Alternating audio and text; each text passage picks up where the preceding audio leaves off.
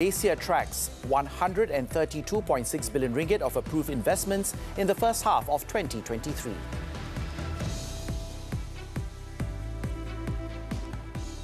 Thanks for joining us. Prime Minister Datuk Sri Anwar Ibrahim witnessed the exchange of 3 Memoranda of Understanding MOUs worth a total of 19.84 billion ringgit between Malaysian and Chinese companies. Now, the signing ceremony was in conjunction with his one-day working visit to Nanning, China on Sunday. Anwar's visit to Nanning, the capital of the Guangxi Shuang Autonomous Region located in southern China, was at the invitation of Chinese Premier Li Qiang to attend the 20th China-ASEAN Expo, K-Expo, as well as the China-ASEAN Business and Investment Summit, KBIS. During his packed 14-hour schedule, Anwar also had a bilateral meeting with Li and discussed Malaysia-China relations, as well as exchange views on regional and international issues of mutual concern before attending a luncheon hosted by his Chinese counterpart. According to the Prime Minister's office, PMO, the first MOU with an estimated investment value of 15 billion ringgit was exchanged between Sita Global Berhad and Shanghai SUS Environment, in which both companies would explore the potential collaboration of developing waste-to-energy power plants primarily in Malaysia. The second MOU, worth about 2.34 billion ringgit, was exchanged between PM Access World and Beibu Gulf Port Group. It involves the warehousing and logistics cooperation between the two companies in supporting the region's new international land-sea trade corridor to promote economic and trade cooperation between Guangxi and Malaysia. The final MOU, with a potential export value of 2.5 billion ringgit, was exchanged between Sime Darby Oils International Limited and Guangxi Beibu Gulf International Port Group on the cooperation of building a trading and distribution center for refined palm oil and shortening in Qingzhou, China, with an estimated annual transaction value of 500,000 tons. Meanwhile, Anwar said ASEAN and China must take collective efforts that focuses on regional peace, stability and prosperity, and foster bilateral and multilateral trade relations. ASEAN remains an attractive destination for international investment, charting an economic growth of 5.5% in 2022, with a projected 4.6% in 2023. It is therefore vital for ASEAN and China to diversify their trade investment strategies. Notwithstanding the geopolitical tensions and a host of other destabilizing factors. The Prime Minister said this in his opening remarks at the K-Expo and KBIS event on Sunday. He pointed out that ASEAN will remain as one of the fastest-growing regions in 2023, and it is vital for the group and China to diversify their trade and investment strategies. He also urged ASEAN and China to intensify their cooperation in digital economy to empower the micro, small and medium enterprises to thrive in this digital age. This as the sector contributes 85% of employment, 44.8% to the gross domestic product and 18% to national exports in ASEAN. In other news, the Malaysian Investment Development Authority, MIDA, revealed that the country has garnered an impressive 132.6 billion ringgit in approved investments from January to June. Now, these investments that span across the services sector, manufacturing and primary sectors encompasses 2,651 projects and is poised to generate over 51,000 employment opportunities. In a statement on Sunday, MIDA's data highlights that domestic direct investments (DDI) constitute a substantial 52.2% of the total approved investments, amounting to 69.3 billion ringgit, while foreign direct investments (FDI) contribute 47.8%, totaling 63.3 billion ringgit. The 5 leading sources of FDIs are Singapore, Japan, the Netherlands, China, and the British Virgin Islands.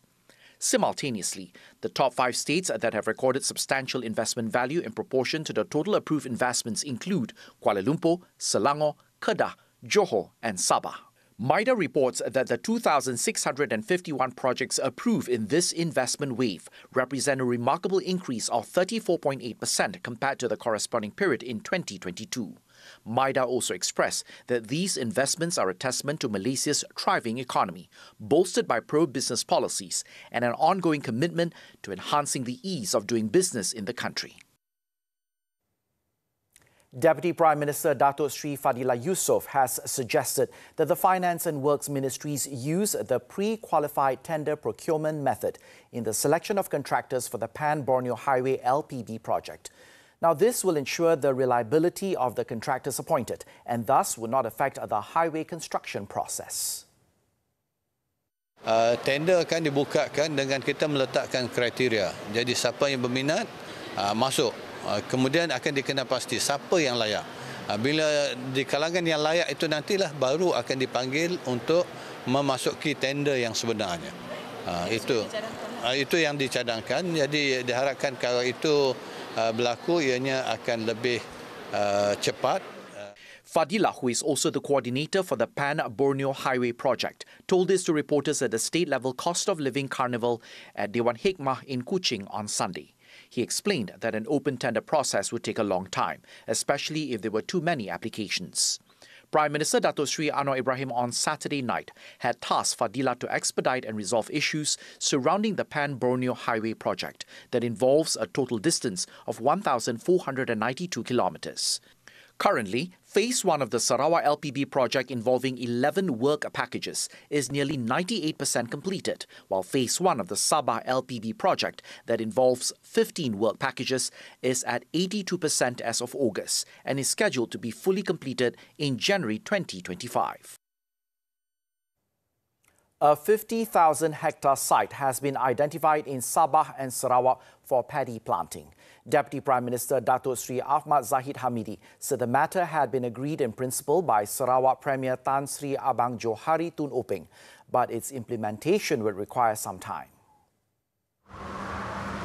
Ahmad Zahid, who is also Rural and Regional Development Minister, said the allocation issued by his ministry needs to be coordinated with the Sarawak Ministry of Modernisation of Agriculture.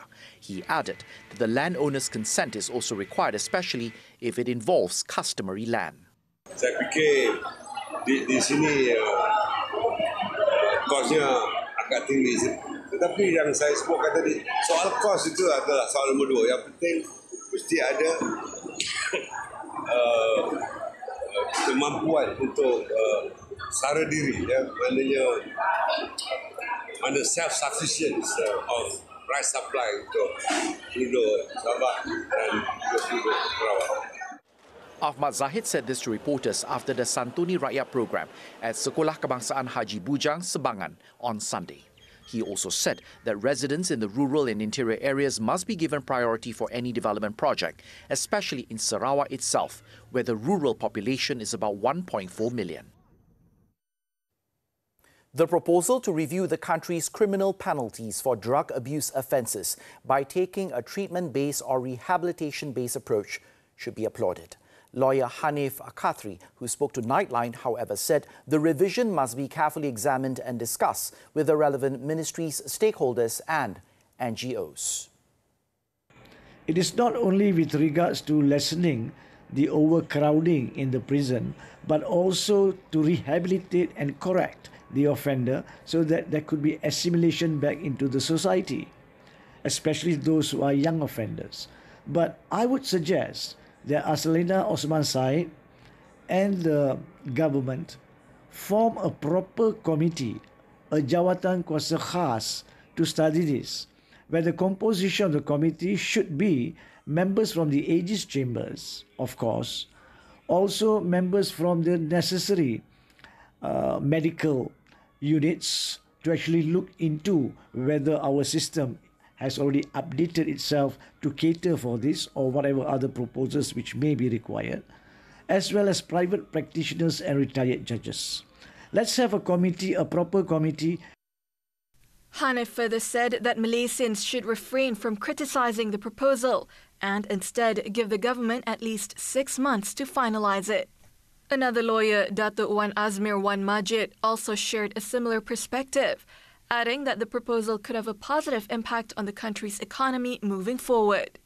Rehab programs gives better economy impact to getting people back on the streets and contributing in comparison to leaving them in prison and taxing the taxpayer to pay for food and accommodation and also security to keep them inside for years. Wan Azmir also believed that the revision could be successfully implemented in Malaysia, as it has been done in other parts of the world, such as in Australia, Switzerland and Canada, which are focusing on harm reduction approach for drug offenders, as well as treatment and rehabilitation. And with regards to the society, it may take some programs to actually get everyone to accept that rehab programs may not feel as though they got justice towards the victim. So this is something that may occur and may take some social adjustments. On Thursday, Minister in the Prime Minister's Department for Law and Institutional Reform, Datuk Sri Azalina Othman Said, stated that the government will conduct a legal study on punishments for drug-related offences from a different perspective. This as the drug problem in the country has led to other systemic issues, such as overcrowding in prisons and overburdening the criminal justice system. More than 650 Malaysians gathered at Malaysia Square Battersea Power Station in London, the United Kingdom, for the Tube Sarong 2023 Flash Mob programme on Saturday in conjunction with Malaysia Day. Now, the event was held for the first time in London on a large scale. TV3's correspondent Haliza Hashim reports from London. The Tube Sarong event, which was held simultaneously with Kereta Api Sarong 2023 in Kuala Lumpur, started from King's Cross Station via the Northern Line tube to Battersea Power Station. The iconic property development project, owned by a Malaysian consortium, was chosen as the backdrop for the vibrant Sarong-themed Malaysia Day celebration. During the journey on the tube, hundreds of Malaysians sang lively patriotic songs all the way to Malaysia Square. The crowd was also entertained with various cultural performances, including silat at the venue. When you are abroad, the feeling is really different. Sometimes when you are away from home, you have no idea how this kind of event actually brings you closer to Malaysia, really. For the participants, the joyous Tube Sarong event held special meaning as they were able to display their love and pride for their homeland despite living abroad. This is something that should be done more often, I feel, and especially that the fact that we are very patriotic. It's great to have an event for us to luahkan that emotion. I feel proud to be Malaysian. I feel like we as the younger generation are, honouring our ancestors, our parents, our grandparents. It feels I'm very proud to be Malaysian today. Now I'm start thinking about like my teenage time when I was in Malaysia. Okay, so I feel like so cool, emotional, yeah. The event also received support from many organizations, including the local government body responsible for the transport network, Transport for London. Today's Tube Sarong event has proven to be very successful. The unique and energetic celebrations here at Battersea Power Station clearly reflects the way Generation Z express and share their patriotic spirit. Haliza Hashim, TV3, London. TikTok has been a hub for numerous online trends, spanning the breadth of dance challenges, comedy skits to pranks. However, the NPC trend stands out for its sheer peculiarity, and it is gaining traction in Malaysia. But not all netizens' views as entertainment. Alif Yunus has the report. You may have encountered this type of live stream on TikTok. Smells so good, smells so good, smells so good, smells so good, smells so good, smells so good. I said, This is the NPC trend, where TikTok creators mimic non-playable characters in video games by performing short repetitive actions and uttering specific phrases. They also encourage audience engagement through virtual gifts, which can be exchanged by the creators for money. Some may find it baffling that others would watch this repeated action for hours, but these people actually find it entertaining and are willing to spend for such content. Because of they find it funny, so for entertainment purposes, they feel like they can spend money for that. So I think that's why they pay this kind of money to such content. They give the different gift, is it? Some they got the roses and some they got the ball and all that. So they want to see the different reaction and how maybe they got more money on that. However, this bizarre trend has stirred public discussion, not only due to the cringy content but also because of the creators' questionable income generating methods. NPC ni is not our way it's not our culture. And for me, TikTok ni banyak lagi benda yang baik kita boleh buat. As for local NPC live streamer Muhammad Nazri Yahya, also known as Nazri Butterfly on TikTok, although he can earn up to 1,000 ringgit from just doing 3 live streams in a day, he believes this online craze will be a passing fad in 3 or 4 months. Despite feeling offended by some netizens criticizing creators like him for making fools of themselves for easy money, he accepts that everyone is entitled to their own opinion. I try to put myself in their shoes and thought to myself like, okay, kalau aku nampak benda ni kat luar pun maybe aku tak suka. But I don't condone their actions lah when they try to be rude to me. But at some point in life, I just want to survive. So that's why I just continue to do NPC without responding to the negativity. Meanwhile, social media expert from Sunway University, Padma Pillai, pointed out that technology, culture and the need for social interaction in a screen-dominated era are among the factors that contributed to the NPC trend's popularity. It's like a very mundane kind of lifestyle that they go through. So when they have this TikTok live stream, they kind of feel that they can have this connection with the creator. So besides that, the culture and the memes that internet has brought in. Because we know that technology is a must and we are embracing technology. She also highlighted the lasting impact of a digital footprint in social media, which can have negative repercussions on one's personal and professional life.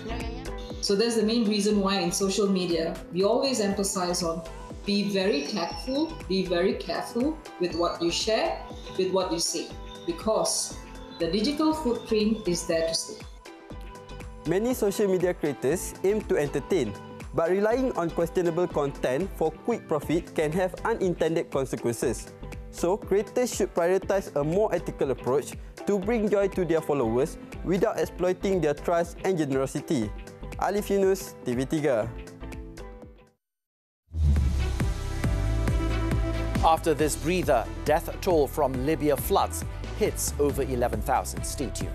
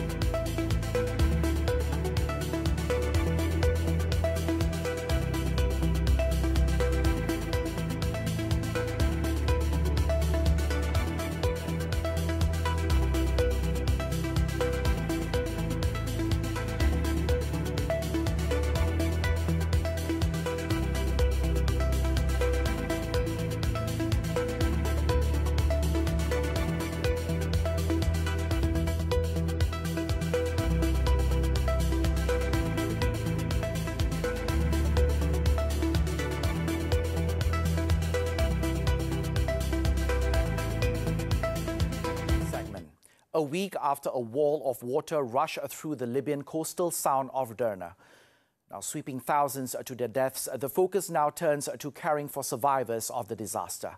Aid is now arriving in the North African country as the world mobilizes to help emergency services cope with the aftermath of the deadly flood after at least 40,000 people have been displaced across the northeastern region. The aid includes essential medicines and emergency surgical supplies, hygiene kits, as well as body bags and heavy machinery to help clear the debris. Estimates of the numbers of lives lost vary widely, but according to a United Nations UN report released on Sunday, the toll from Derna alone has risen to 11,300. In Brazil, at least 14 people on a small jet were killed after the plane crashed in Amazon in the northern town of Barcelos on Saturday. Now, the plane was reportedly on its way from the state capital Manaus to Barcelos, about a 90-minute flight believed to be carrying Brazilian tourists traveling for sport fishing. Governor of the Amazonas state, Wilson Lima, said 12 passengers and 2 crew members were the victims of the accident, adding that the bodies had already been removed from the aircraft. According to the Brazilian Air Force, investigators from the Accident Investigation and Prevention Center had been called in to begin an investigation into the reasons for the crash of the small aircraft. Officials said the region faces heavy rainfall and the most likely cause of the accident was an error in the route taken at the time of landing.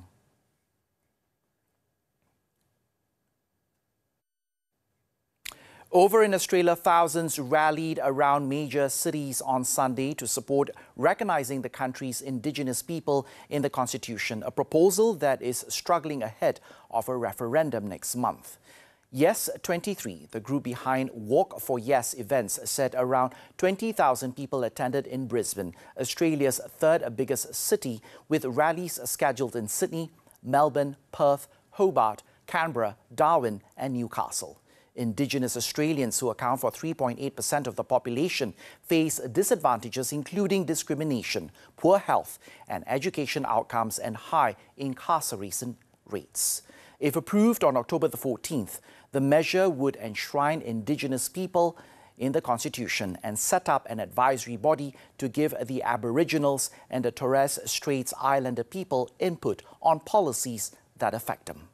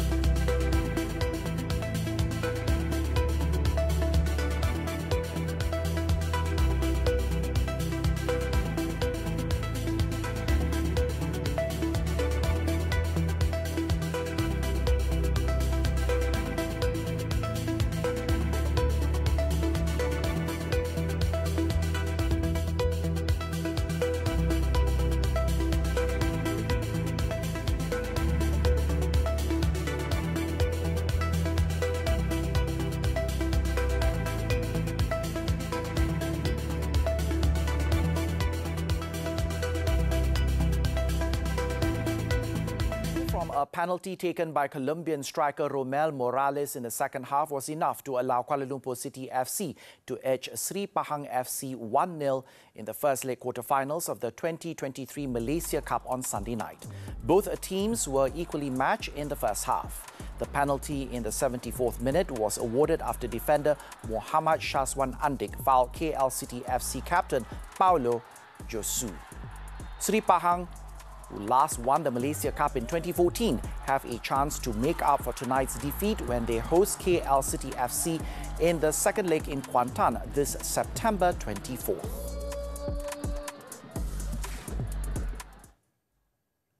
Still on football, RB Leipzig beat strugglers FC Augsburg in style 3-0, scoring all 3 goals in less than half an hour to make it 3 straight wins in the Bundesliga on Saturday. Luis Openda set up Xavi for the opener inside 7 minutes, before they reversed roles moments later for the second. David Raum added a third before the half-hour mark. Augsburg had chances after the break, but hosts goalkeeper Blaswich was unbeatable. Leipzig move up to third, a point behind the leaders Bayern Leverkusen and Bayern Munich.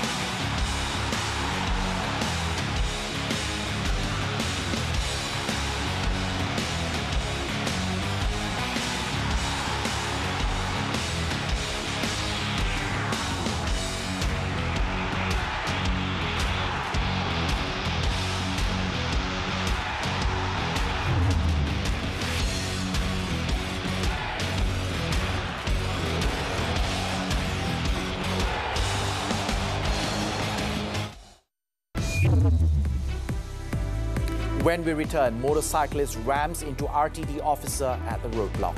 Stay with us.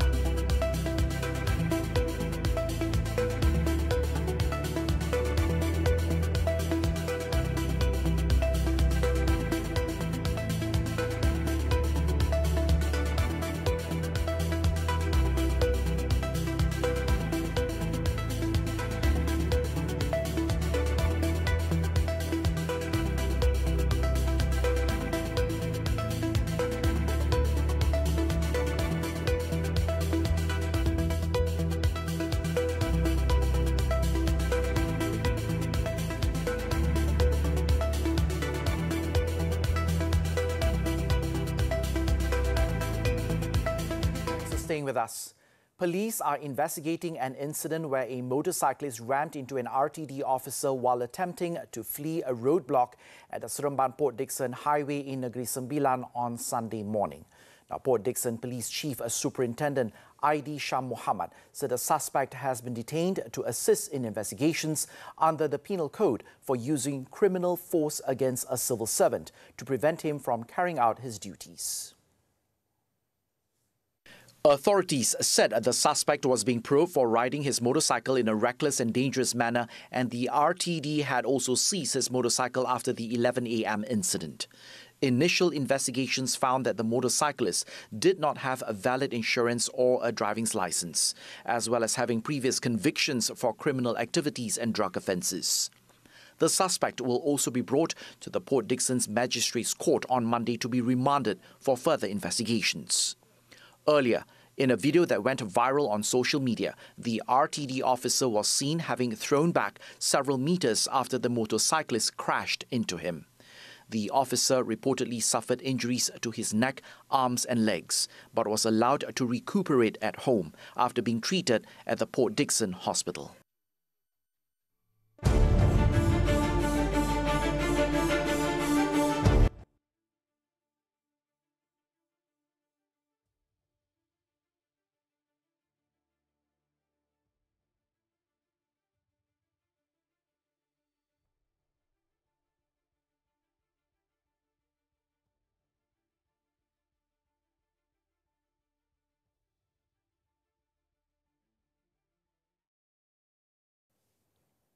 As we conclude Nightline this time around, let's take a look at China's Fashion Week Spring-Summer 2024 that concluded in Beijing with a dazzling curtain call. I'm Adrian Seet. Thank you for watching and have a great week ahead.